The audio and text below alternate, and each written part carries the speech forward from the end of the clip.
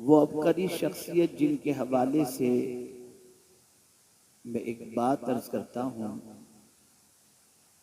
कि जब हजरत यार अलवी रहमतुल्लाह ताला अलैह की मुलाकात सरकार हुजूर मुफ्ती आज़म हिंद अलैहि रहमतु व रिज़वा से हुई,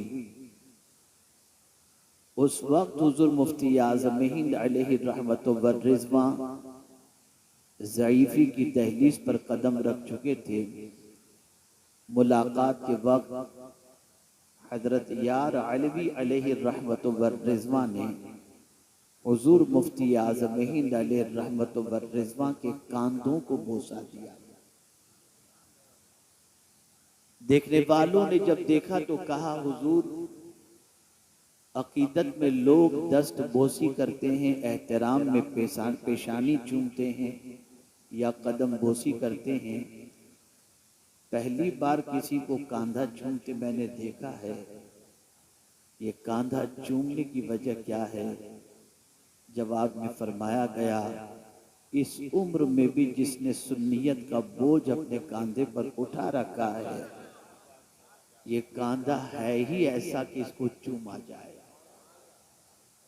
अगर आज राजस्थान की सरजमीन और इसके अलावा बहुत सारे मकामात पर सुन्नियत का चिराग जलता हुआ दिखाई देता है, तो हुजूर मुफ्ती आजम राजस्थान जो ज़ईफ़ी की दहलीज पर ही नहीं बल्कि मुकम्मल ज़ईफ़ होने के बावजूद भी ऑटो रिक्शा के अंदर सफर कर करके हर काम करने वाले की हौसला अफजाई और उन्हें दुआओं से नवाज कर हर गली कूचे में सुन्नियत के चिराग को उन्होंने रोशन फरमाया है।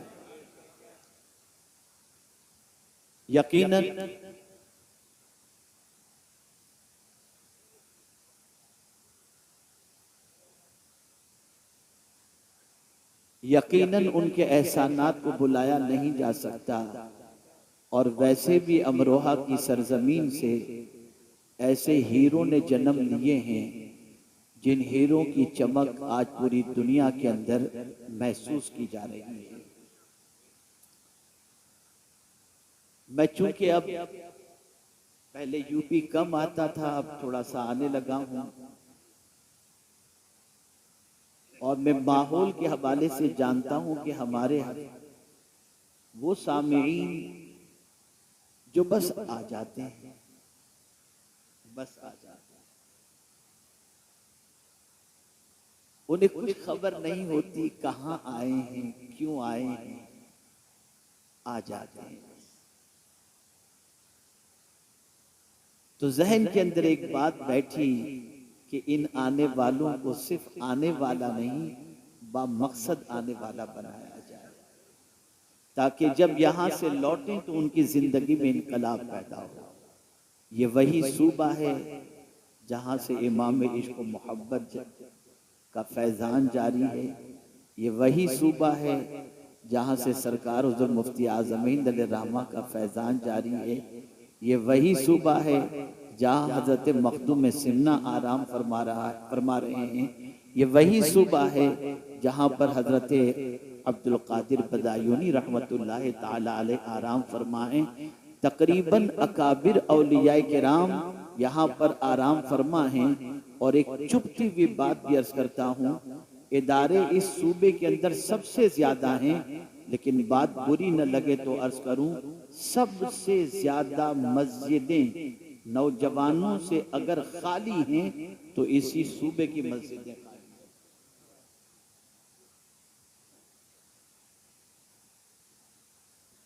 मैं सिर्फ नमाज पर गुफ्तगू करना नहीं चाहता, मैं कुछ आज आपको ऐसी बात समझाना चाहता हूं कि जो इस्लाम का हुस्न आपकी जिंदगी में शामिल हो जाए तो उस हुस्न से आप दूसरों को भी हसीन बना सकते हैं और दूसरों की जिंदगियों में भी इनकलाब पैदा कर सकते हैं। हजरत अम्र इब्न अब्बास रदियल्लाहु ताला अन्हु ये कदीमुल इस्लाम है। इस्लाम कबूल करने वालों में आपका चौथा नंबर है। आगोश इस्लाम में कदम रख चुके, दामन मुस्तफ़ा सल्लल्लाहु अलैहि वसल्लम थाम चुके, और आप अच्छी तरीके से जानते हैं कि इब्तिदाई इस्लाम के अंदर आगोश इस्लाम में कदम रखना कई मुसीबतों को दावत देने के मुतरादिफ था। बावजूद इसके हजरत अम्र इब्न अब्बस रसूल आज़म सल्लल्लाहु अलैहि वसल्लम की गुलामी कबूल करते हैं और दाखिल इस्लाम होते हैं। दाखिल इस्लाम होने के बाद कुछ अरसा गुजरा कि रहमत आलम सल्लल्लाहु अलैहि वसल्लम की शबो रोज की काविशों को वो महसूस करते हैं कि रहमत आलम सल्लल्लाहु अलैहि वसल्लम सुबह निकलते हैं और लोगों को दावत देते हैं और शाम लौटते हैं तो थके हुए होते हैं, लफ्जों के तीर चलते हैं, कभी पत्थर बरसाए जाते हैं, कभी कांटे बिछाए जाते हैं, कभी फप्पियां कसी जाती हैं और न जाने किस किस तरीके से कल्बे मुस्तफ़ा सल्लल्लाहु अलैहि वसल्लम को अजियत पहुंचाई जाती है। हजरत अम्र इब्न अब्बस इस मंजर को देखते थे। हजरत अम्र इब्न अब्बस रज़ी अल्लाह ताला अन्हु इस्लाम कबूल करने के बाद पूछते हैं, मम मअका अला हाज़ल अम्र, या रसूल अल्लाह सल्लल्लाहु अलैहि वसल्लम, ये जो दीन का काम आप कर रहे हैं तो इस दीन के काम करने में आपके साथ कौन कौन है? तो अल्लाह के रसूल सल्लल्लाहु अलैहि वसल्लम ने फरमाया, उर्रुन व अब्दुन, एक आजाद है और एक गुलाम है। आजाद से मुराद अफजलुल बशर बादल अंबिया सय्यदना सिद्दीक अकबर रज़ी अल्लाह ताला अन्हु, और गुलाम से मुराद हजरत बिलाल रज़ी अल्लाह ताला अन्हु। इस सवाल के बाद रसूल आज़म सल्लल्लाहु अलैहि वसल्लम से जो उन्होंने सवाल किया इस्लाम कबूल करने के बाद, या रसूल अल्लाह सल्लल्लाहु अलैहि वसल्लम, इस्लाम क्या है? मल इस्लाम या रसूल अल्लाह, मुसलमान हो चुके हैं, कलेमा पढ़ चुके हैं, दाखिले इस्लाम हो चुके हैं, उसके बाद भी पैगंबर रहमत सल्लल्लाहु अलैहि वसल्लम से पूछते हैं, मल इस्लाम या रसूल अल्लाह, इस्लाम क्या है? आज मुझे वही आपको समझाना है। मेरे प्यारे आका सल्लल्लाहु ताला अलैहि वसल्लम के प्यारे दीवानों, कलेमा पढ़ लेने के बाद आदमी आगोश इस्लाम में कदम तो रख लेता है, लेकिन इस्लाम के कुछ तकाजे हैं, इस्लाम की कुछ रिक्वायरमेंट है। इस्लाम चाहता है कि सिर्फ तुम नाम के मुसलमान न बन के रहो, बल्कि मुसलमान अगर हो तो कंप्लीट मुसलमान बन जाओ। अल्लाह अज़्ज़ व जल्ल ने फरमाया, या अय्युहल्लज़ीना आमनु दुखुलू फिस्सिल्मि काफ़ा, ऐ ईमान वालो इस्लाम में पूरे पूरे दाखिल हो जाओ। जाहिर सी बात है, आप कलेमा पढ़कर मुसलमान हो चुके, आपको फायदा हुआ, लेकिन इस्लाम ये चाहता है कि आपकी जात नफा बख्श हो। इस्लाम ये चाहता है कि जिस मजहब के मानने वाले हो उस मजहब का हुस्न आपकी जबान से, आपके किरदार से छलकता हुआ दिखाई देना चाहिए। ये नहीं कि आप मुसलमान तो कहला रहे हैं लेकिन किरदार जाहिलाना आपका हो, अंदाज बिल्कुल बेवकूफ वाला हो, जिंदगी आपकी आवारगी की दहलीज पर पहुंची हुई हो। नहीं नहीं, बल्कि जब आपने मुसलमान अपने आप को कहा है तो आपकी जिंदगी से हुस्न इस्लाम छलकना चाहिए, हुस्न इस्लाम नुमाया होना चाहिए। इसीलिए अल्लाह के रसूल सल्लल्लाहु अलैहि वसल्लम से हजरत अम्र इब्न अब्बस ने पूछा, मल इस्लाम या रसूल अल्लाह, ए अल्लाह के रसूल इस्लाम क्या है? अब जो इस्लाम हुजूर ने बताया, इतना बड़ा मजमा यहाँ पर मौजूद है, पूरी दुनिया के अंदर बड़ी आबादी मुसलमानों की मौजूद है, मुल्क के अंदर बेशुमार मुसलमान मौजूद हैं। मैं चाहता हूं कि उन मुसलमानों की जिंदगी में वो इस्लाम जो पैगंबर रहमत ने बताया, उस इस्लाम को तलाश करो। तो मैं यकीन के साथ कह सकता हूं, उस इस्लाम को जब हम मुसलमानों की जिंदगी में तलाश करेंगे तो दूर तक वो इस्लाम नजर आता दिखाई नहीं देगा। आप सोचते होंगे वो इस्लाम कौन सा है? जब पैगंबर रहमत सल्लल्लाहु अलैहि वसल्लम से पूछा गया, मल इस्लाम या रसूल अल्लाह, ए अल्लाह के रसूल इस्लाम क्या है? तो मेरे आका सल्लल्लाहु अलैहि वसल्लम ने फरमाया, तीबुल कलाम, पाकीज़ा बात करना, पाकीज़ा बात करना ये इस्लाम है। तुम अगर पाक इस्लाम कबूल कर चुके हो तो सिर्फ तुम्हारा बदन पाक नहीं होना चाहिए, तुम्हारा वजूद पाक नहीं होना चाहिए, जहां नमाज पढ़ते हो वो जगह ही सिर्फ पाक नहीं होनी चाहिए, तुम्हारी जबान भी पाक और जबान से निकलने वाला जुमला भी पाक होना चाहिए। तीबुल कलाम, एक मुसलमान जब जबान खोले तो उसकी जबान से निकलने वाले कलेमात पाकीज़ा हों।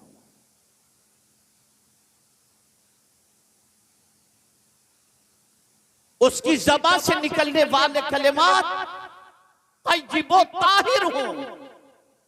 इसलिए कि पाकीज़ा कलेमात जब ज़बान से निकलते हैं तो वो दिल पर असर करते हैं, और जब कोई अच्छी बात करता है तो उस अच्छी बात करने वाले की मोहब्बत सामने वाले के दिल में अल्लाह पैदा कर देता है। इसको मैं मिसाल के जरिए समझाऊं तो आप अच्छी तरह से समझ सकेंगे। एक दुकान की, बड़ी मेहरबानी से आप चुप रहेंगे तो बड़ी नवाज, आप न चिल्लाओ, एक मतबा दुरूद शरीफ पढ़ो, खुदा के लिए चुप हो जाओ, सब मत बोलो, चुप बैठो। अल्लाहुम्मा सल्ली अला सय्यिदिना व मौलाना मुहम्मदिन मअदिनिल जूदि वल करम व आलिहि व अस्हाबिहि व बारिक व सल्लिम। महफिल खराब होगी, सारा गुनाह आपके सर पर है। देखिए बच्चे लोग बेचारे क्या शोर शराबा कर रहे हैं। आप न चिल्लाओ बाबा, बाबा न चिल्लाओ, बस चुप हो जाओ, चुप हो जाओ, खामोशी से सुनो। शैतान नहीं चाहता कि कोई अच्छी बात आपके कान तक पहुंचे, और जो शरारत करेगा शैतान को सपोर्ट करने के मुतरादिफ होगा। खामोशी से समाअत फरमाएं। अर्ज ये कर रहा था, अच्छी बात का असर। आप किसी दुकान पर सामान खरीदने के लिए गए, आपने एक पीस निकलवाया, नहीं यार ये अच्छा नहीं है, दूसरा बताओ, दूसरा निकलवाया, ये भी अच्छा नहीं है, तीसरा निकाला, और कोई डिजाइन हो तो बताओ, और कोई डिजाइन हो तो बताओ, और कोई आइटम हो तो बताओ। 50 चीजें आपने निकलवाई और उसके बाद आपने कहा कि नहीं मुझे पसंद नहीं है, और आप जाने लगे। तो आप जानते हैं वो सेल्समैन जो अच्छा होगा वो कहेगा फिक्र न करें, ये पसंद नहीं आया ना, 10 दिन के बाद नया स्टॉक आएगा, अब 10 दिन के बाद आइएगा, आपको हम नया माल बताएंगे। लेकिन अगर टेढ़ा सेल्समैन रहा, उसने कहा क्यों परेशान करने के लिए आ गए थे, क्या टाइम पास करने के लिए हमारी दुकान मिली, आप दूसरी बार उस दुकान में नहीं जाओगे। लेकिन जिसने ये कहा कि 10 दिन के बाद दूसरा नया स्टॉक आएगा, कोई बात नहीं, ये आपको पसंद नहीं आया तो आप कहेंगे जरा तुम्हारा कार्ड दे दो, हम तुमको फोन करके पूछ लेंगे, नया स्टॉक आए तो बता देना।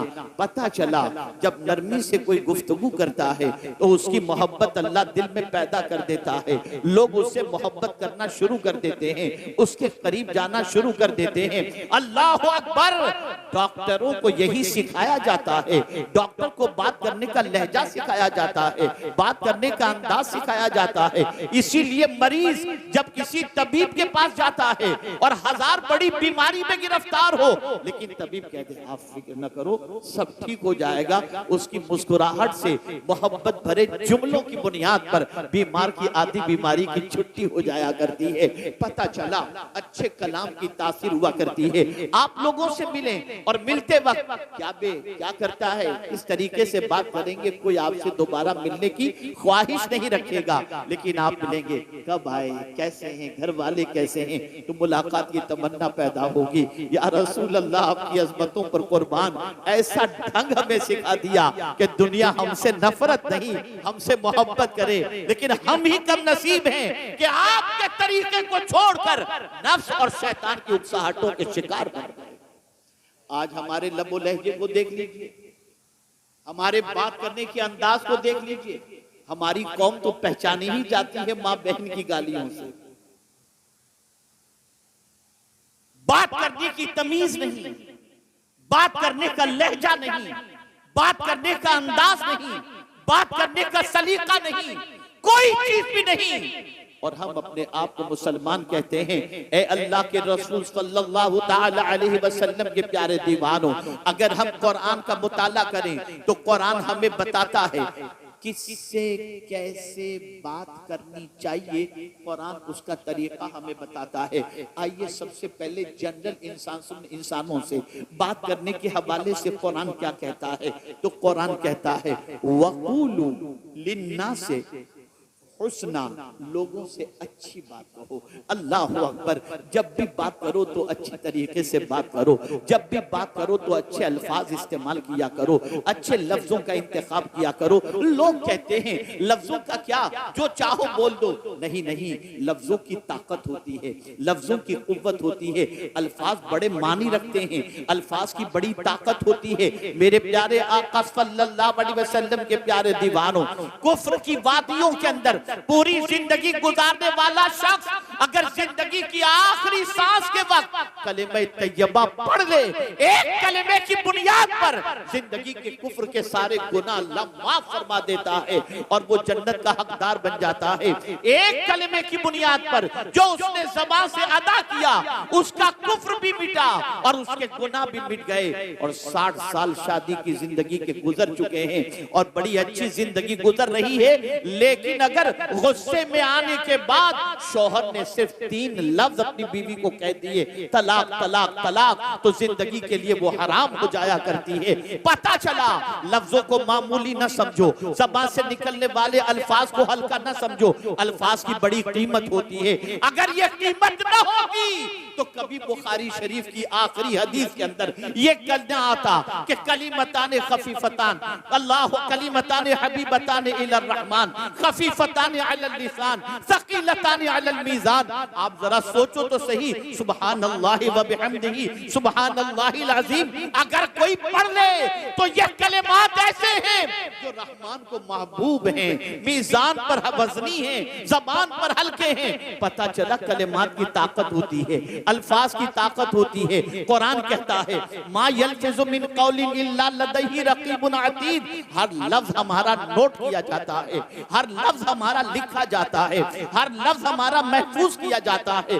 मेरे प्यारे आका सल्लल्लाहु अलैहि वसल्लम के प्यारे दीवानों, आप जरा देखें, जनरल इंसानों से बात करनी हो तो कुरान कहता है वक़ूलु लिन्नास हुस्ना, लोगों से अच्छी बात कहो। और खुद हुजूर से फरमाया वक़ुल लिइबादी यक़ूलु लती हिया अहसन, मेरे महबूब मेरे बंदों से कह दो जब भी बोले तो अच्छी बात हो।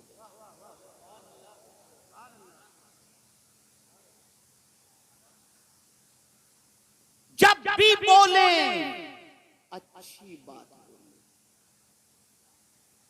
अल्लाह अकबर। हैरत और ताज्जुब की बात है, जिस कौम से लोग बोलना सीखते थे आज उस कौम की बोली की वजह से लोग उससे नफरत करते हैं। आज आप जरा देखो, मुझे एक आयत याद आ रही है, मेरे पास वक्त की थोड़ी किल्लत भी है, जल्दी निकलना भी है। एक बात मैं अर्ज करता हूं,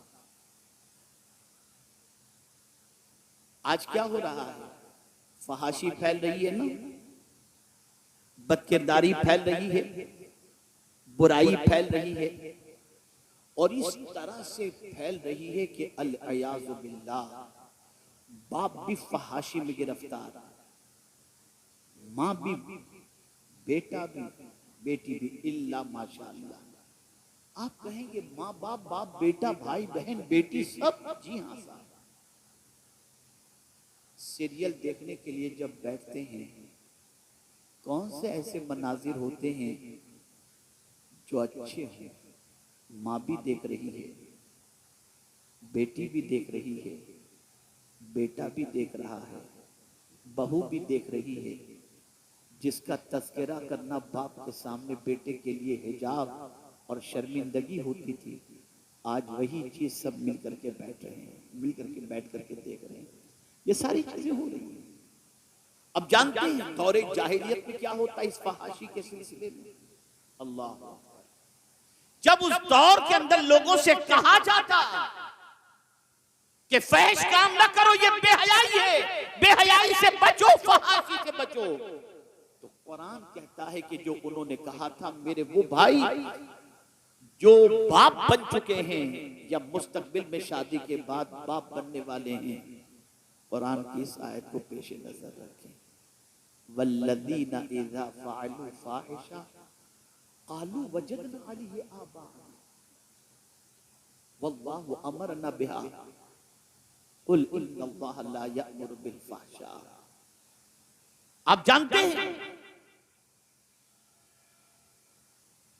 जब बेहयाई करने वालों से कहा गया कि तुम क्या कर रहे हो, ये बेहयाई है, तो जवाब में वो बच्चे क्या कहते थे मालूम है? कालू वजदना अलैहि आबाना, हमने हमारे माँ बाप को ऐसा ही देखा।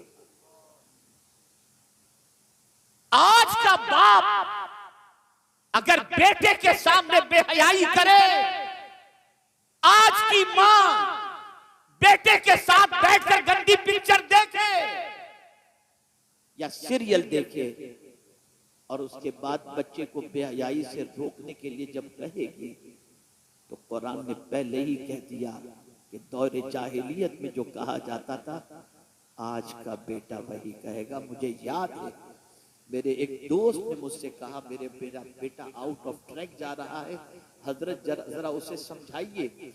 मैंने कोशिश की और मैंने समझाने की भरपूर मेहनत की। कुछ दिनों के बाद आप जानते हैं मेरे दोस्त ने मुझसे कहा हजरत अब इसको मत समझाइएगा, छोड़ दीजिए उसके हाल पर। मैंने कहा क्यों, क्या हुआ, किसी दिन अल्लाह तौफीक दे देगा। कहा नहीं, एक दिन मैं अपने बेटे से कहा बेटा तू जो कर रहा है वो सही नहीं है। तो मेरे बेटे ने मुझे जवाब में कहा अब्बा जब आप मेरी उम्र के थे तो क्या करते थे। आज जो लोग बदकिरदारी से अपने दामन को दागदार करके ये तसव्वुर करते हैं कि हम अपनी जिंदगी को ऐशो मौज के अंदर गुजारें, ये उम्र है हमारी, कल तुम्हारी औलाद अल्लाह न करे गलत रास्ते पर जाने के बाद ये न कहे कि हम तो वही कर रहे हैं जो हमारे बाप ने किया। आज गालियां विरासत में मिल रही हैं, आज चिल्लम चिल्ली विरासत में मिल रही है, आज बदतमीजी विरासत में मिल रही है, आज घर घर के झगड़े विरासत में मिल रहे हैं। ये सारी चीजें घरों से निकल कर आती हैं और फिर उसके बाद वही सोसाइटी में फैलती चली जाती हैं। ए रसूल गिरामी वकार सल्लल्लाहु अलैहि वसल्लम के दीवानों, तो याद रखो कुरान कह रहा है लोगों से जब भी बात करो तो अच्छी बात करो। अल्लाह अकबर। अब आइए सबसे पहले हम समझते हैं, ये तो जनरल लोगों के हवाले से बात हो गई। अब कुरान मुकद्दस से पूछते हैं, ए कुरान तू बता अल्लाह से बात करनी हो तो कैसे करें, अल्लाह से कलाम करना हो तो कैसे करें, अल्लाह से मारूजात पेश करने हो तो कैसे करें। मसाइब के पहाड़ टूट रहे हैं, तकालीफ की वादियों से गुजर रहे हैं, ऐसा लग रहा है कि अब तकलीफ का आसमान फटेगा और हम खत्म हो जाएंगे, अब जमीन में जलजला पैदा होगा, हम बर्बाद हो जाएंगे। मुआशी बदहाली के शिकार हैं, बच्चियां जो है वो जवानी की दहलीज पर पहुंच चुकी हैं, कोई रिश्ता नहीं आ रहा, कर्ज के बोझ तले दबे हुए हैं, बीमारियां घर का साथ छोड़ने को तैयार नहीं है, लड़के आवारगी के रास्ते पर जा रहे हैं, ऐसा लगता है कि मुसीबत ने हमारे घर ही का रुख कर लिया। इस तरीके से जब इंसान गिरफ्तार होता है तो क्या करता है, अल्लाह की बारगाह में माद अल्लाह कहता है क्या मौला मेरा ही घर तुझे मिला था, मैं नमाज पढ़ता हूँ, मैं रोजे रखता हूँ, मैं गुनाह से बचता हूँ, मैं हराम काम नहीं करता, फिर भी मेरे घर के दरवाजे पर ये तकालीफ दस्तक देती हैं। ये वो इंसान कहेगा जो इंसान कुरान की रोशनी में अल्लाह से बात करने का तरीका नहीं जानता। आइए मैं आपको बताऊं, हजरत अय्यूब अलैहिस्सलाम पर मुसीबतों का कौन सा पहाड़ नहीं टूटा। सारे बच्चे शहीद हो गए, सारे मकानात गिर गए, सारी जायदाद खत्म हो गई, सारे मवेशी खत्म हो गए। हजरत अय्यूब अलैहिस्सलाम अपनी बीवी के साथ रवाना हो गए। बीवी ने मर्ज के अंदर गिरफ्तार देखा, अर्ज करने लगी, ऐ मेरे सरताज आप अल्लाह के नबी हैं, बारगाहे समदियत में दुआ करें करेंगे, मुसीबत टल जाएगी, सेहत नसीब हो जाएगी। आप अल्लाह की बारगाह में दुआ कर दीजिए। अल्लाह अकबर। अल्लाह के फरिश्तादा पैगंबर हजरत अय्यूब अलैहिस्सलातु वस्सलाम जरूर ये कह सकते थे, मौला मैं तेरा नबी हूँ, तेरा बंदा हूँ, ऐ मेरे करीम ये जो परेशानियां मुझे छू रही हैं या लग गई हैं या आ गई हैं, मौला इसे दूर फरमा दे। नहीं नहीं, अंदाज सिखाते हैं कि अल्लाह के बंदो, तुम्हें तकलीफ जब आ जाए, जब मुसीबतें तुम्हारे दरवाजे पर दस्तक दें और जब तुम परेशानियों में घिर जाओ, तो तुम्हारी जबान से अल्लाह की बारगाह में कैसे कलेमात निकलने चाहिए। अल्लाह अकबर।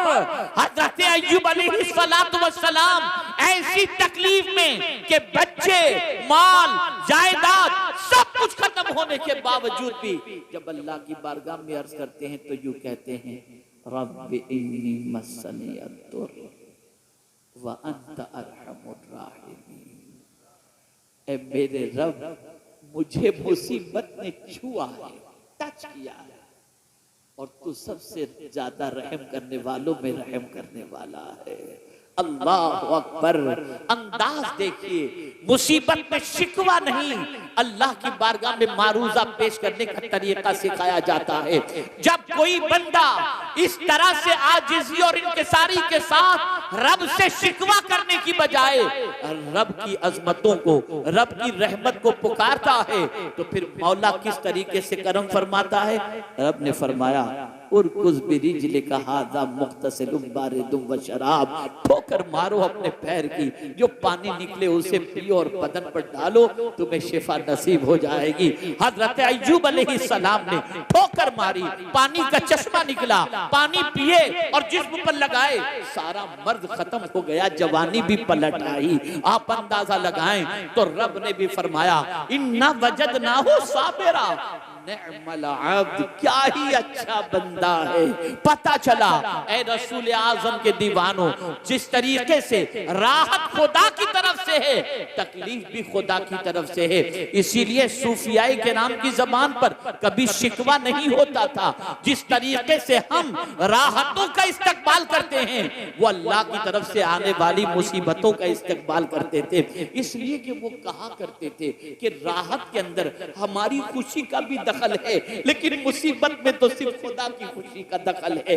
इसलिए कि वो चाहता है तभी मुसीबतें आती हैं। ऐ रसूल गिरामी वक़ार सल्लल्लाहु अलैहि वसल्लम के दीवानों, तो अल्लाह की बारगाह में कैसे अर्ज करना चाहिए, ये तरीका कुरान सिखा रहा है।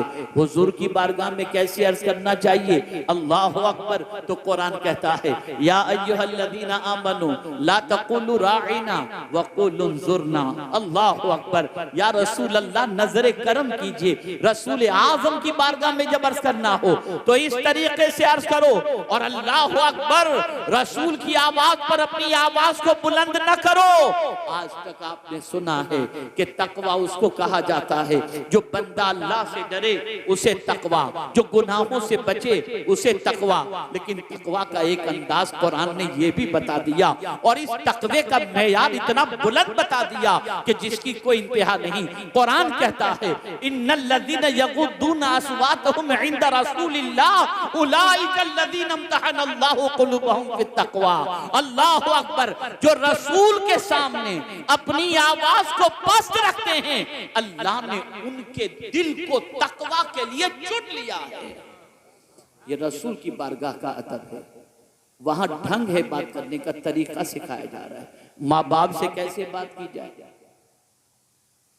माँ बाप से कैसे बात की जाए, तो कुरान कहता है, अल्लाहु अकबर, वक़ज़ा रब्बुका अल्ला तअबुदू इल्ला इय्याह व बिल वालिदैनि इहसाना इम्मा यबलुगन्ना इंदकल किबरा अहदुहुमा औ किलाहुमा फला तकुल लहुमा उफ वला तनहरहुमा वक़ुल लहुमा क़ौलन करीमा। अल्लाहु अकबर। बहुत सारे यहाँ दानिश्वर होंगे, तबीब होंगे, डॉक्टर होंगे, साइकोलॉजिस्ट होंगे, साइक्रेटिस्ट होंगे, जानते हैं कि बूढ़े की साइकोलॉजी क्या होती है। एक माँ या बाप जब बुढ़ापे की दहलीज पर पहुंच जाए, अरमान सारे खत्म हो जाते हैं। अच्छे पहनने का अरमान नहीं, अच्छे खाने का अरमान नहीं, अच्छे घर का अरमान नहीं, अच्छी गाड़ी का अरमान नहीं, इसलिए कि उम्र के उस हिस्से में पहुंच चुके हैं जहां बस जिंदगी कट रही है। तो बुढ़ापे में एक बाप अपनी औलाद से क्या चाहता है, एक माँ अपनी औलाद से क्या चाहती है। अल्लाह अकबर। कुरान ने उस नफ्सियात को सामने रख करके बुढ़ापे के ही दौर को याद करवाया और फरमाया इम्मा यबलुगन्ना इंदकल किबरा अहदुहुमा औ किलाहुमा। जवान की बात नहीं फरमाई कि जब तुम्हारे माँ बाप जवान हो तो उफ न कहो, हालांकि जवानी में भी उफ नहीं करना चाहिए, लेकिन अगर तुम्हारे माँ बाप में से कोई बुढ़ापे को पहुंच जाए तो उन दोनों में से किसी को उफ भी न कहो, उन्हें छिड़को भी नहीं। मेरे करीम उनसे कैसे बात करें? तो कुरान कहता है वकुल लहुमा कौलन करीमा, उनसे इज्जत से बात करो, उनसे प्यार से बात करो।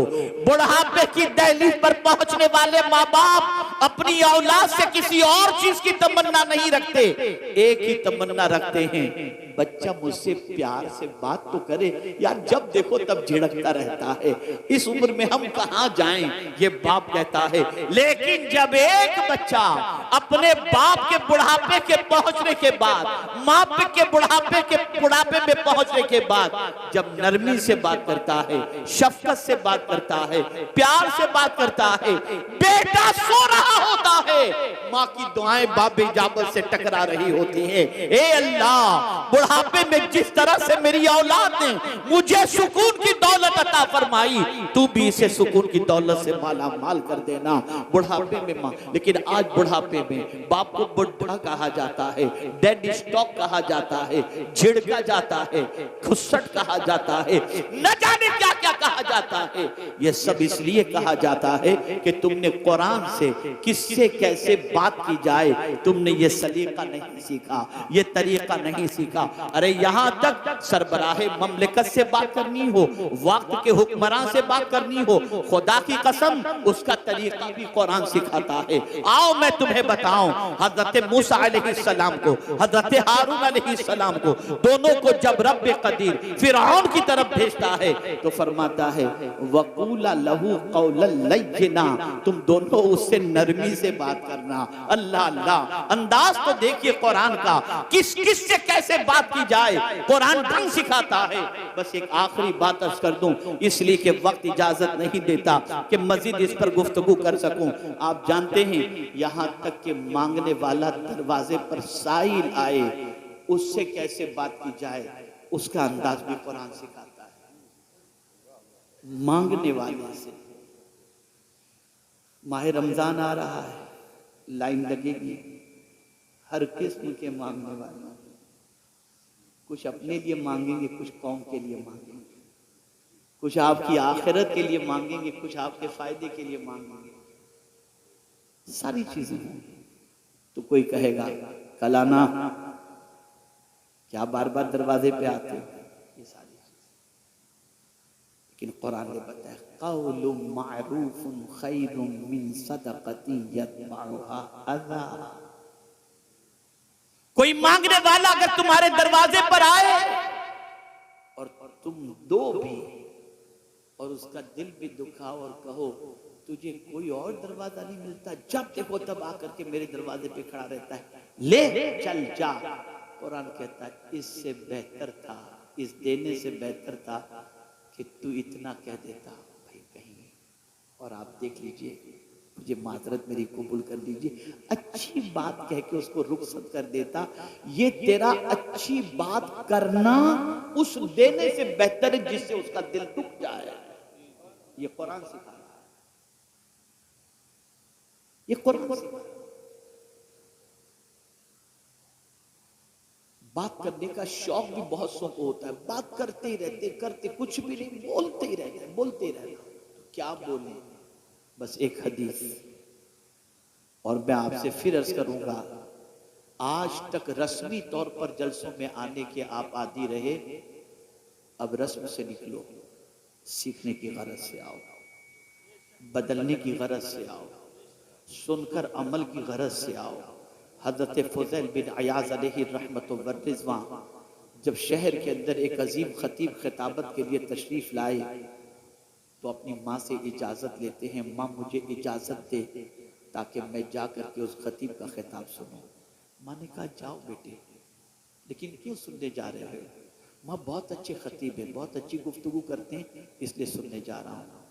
कहा नहीं बेटे, इसलिए मत जाओ, जाना है तो इस नीयत से जाओ कि जो कुछ भी वो नसीहत करेंगे उस पर अमल करोगे।